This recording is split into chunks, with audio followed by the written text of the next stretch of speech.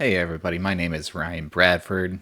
Welcome to my Induction Year 2 Summary of Inquiry and Professional Growth presentation.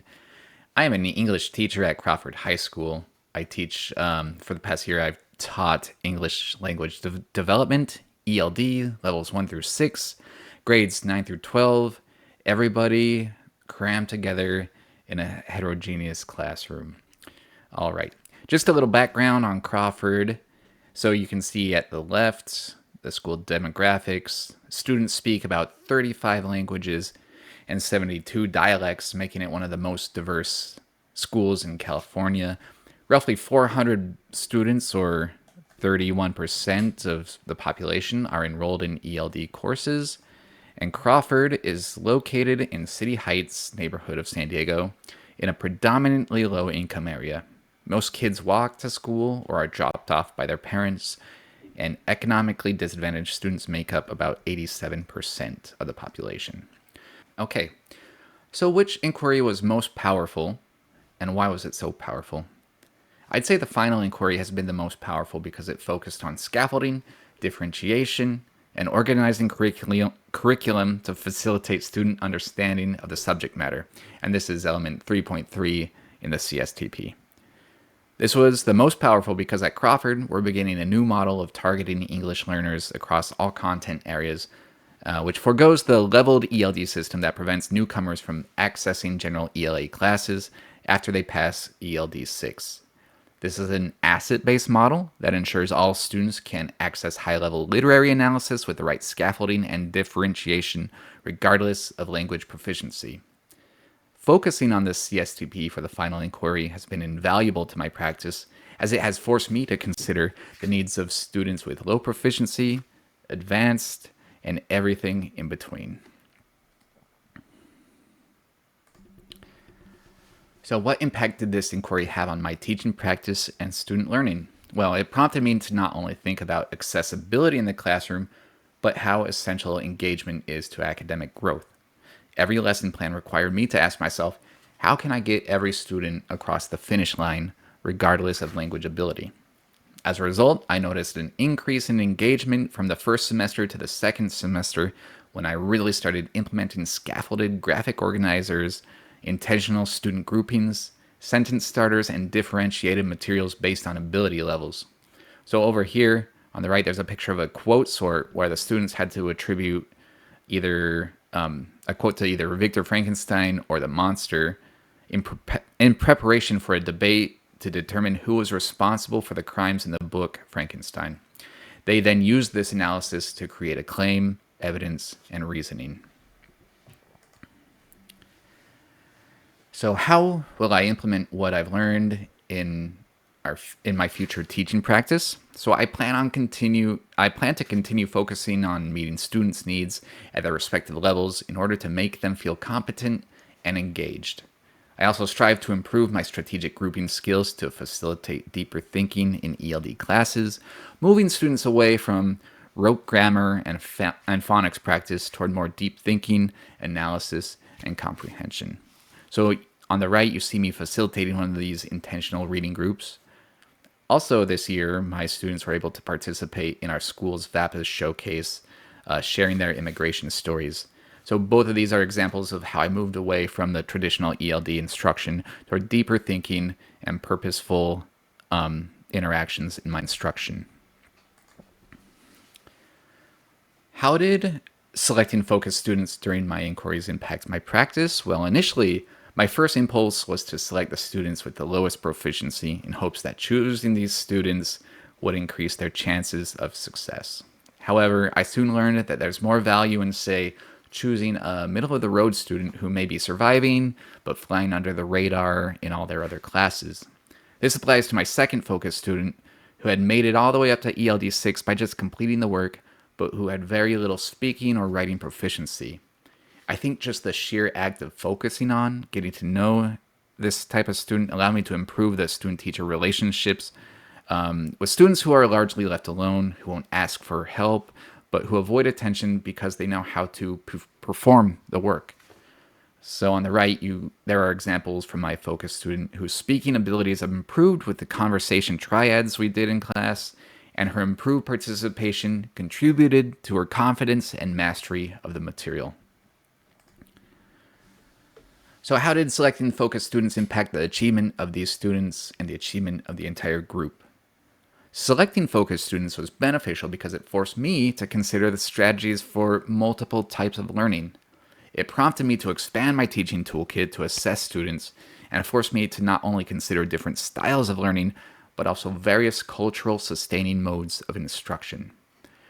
These graphs, they show the overall growth of the entire group's achievements based on self-assessments after I started implementing strategies initially to target the focus student.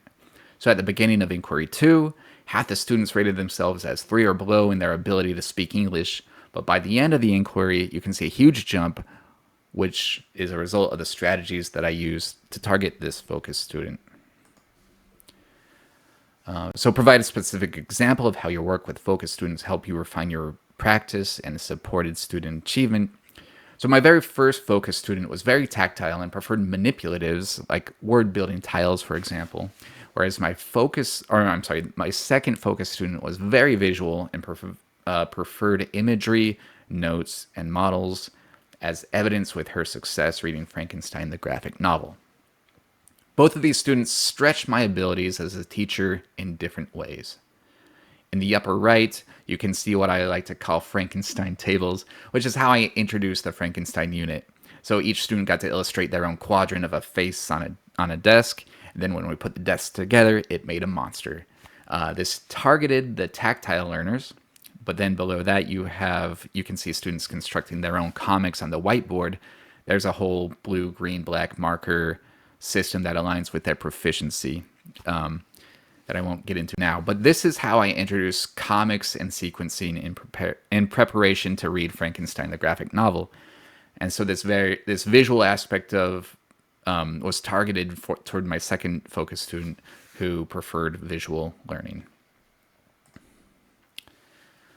Describe the most influential aspect of the induction program on my teaching practice. I would say that the most influential aspect of induction has been focusing on and reflecting on differentiated instruction, intentional grouping, and student-centered learning. It also helped provide equitable, but also fun, opportunities for every student to participate in the learning, regardless of ability.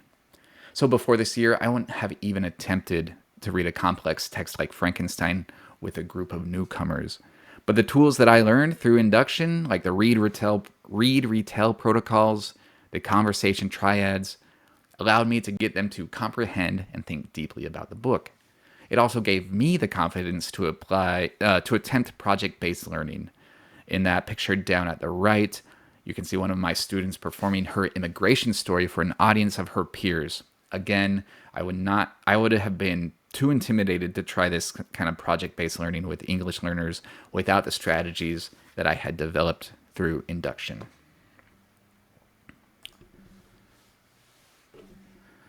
Explain how participating in the induction program has changed my practice and provide one specific example of my growth. So one example of this is the most recent inquiry, which prompted me to facilitate student understanding of the subject matter, in which case this is Frankenstein the graphic novel, with an end goal of getting every student, regardless of proficiency, to participate in an in-person debate. To do this, I not only had to provide students with their appropriate level of text, but also strategically group them according to heterogeneous ability levels, that is, high with low, or homogeneous home language. I also had two versions of the text, the quick text, which featured modern and simplified language for students with low proficiency, and the original text, which had Mary Shelley's original words, and that was a fun challenge for my more advanced students. Without the reflection and sequencing skills that have become almost second nature, I would never have attempted this. How has the process of reflection shaped my teaching practice and impacted student learning? I would say the reflection process has been extremely valuable to my teaching practice. Not only has it made me a better teacher, but it has given me more enthusiasm and passion for the profession. For example, during the second inquiry, I focus on using data to inform my instructional decisions. Every week, I ask students to take a survey to self-assess their week's progress, but also ask their opinions on how the class could be improved, what they liked, what they disliked, etc. Every week, I'd look at the results, and it was like reading a weekly performance review, because those kids could be brutally honest. But it prompted deep reflection and introspection on how I conducted my lessons. Students wanted more opportunities to speak. They wanted to collaborate more. They wanted more interactivity. And it was through these questionnaires that largely influenced the planning, sequencing, and strategies that I'd incorporate during the final inquiry. But I did see an impact on student learning through this reflection. So if we compare the first week's students' self-assessment with the final week, there was a noticeable increase in confidence and ability. I also observed change in motivation and engagement when students felt like they had agency in their own education. How will I continue to utilize reflection in my practice in the future? Well, so after 2 years of induction, reflection has allowed me to become more confident. Without this reflection, that's intrinsic with these inquiries, I'd probably still be complacent with direct instruction and few collaborative opportunities. But I'm now comfortable with ceding a little bit of control of the learning to be more student-led. I've gone from about 30 to 40 minutes of lecturing time during a 90-minute period down to about 7 minutes, and I'm really happy about that. I'm also constantly reflecting on how to make the material more accessible and engaging. I think it's working. Students who are chronically absent from other classes will show up to mine. They like the material, and they like to collaborate. None of this would be possible if I didn't have the space and opportunities to reflect on the induction process. All right. Well, thank you so much for watching. This has been a challenging, but ultimately rewarding experience, this induction. So we did it, everybody. Let's give ourselves a pat on the back. All right. Thank you.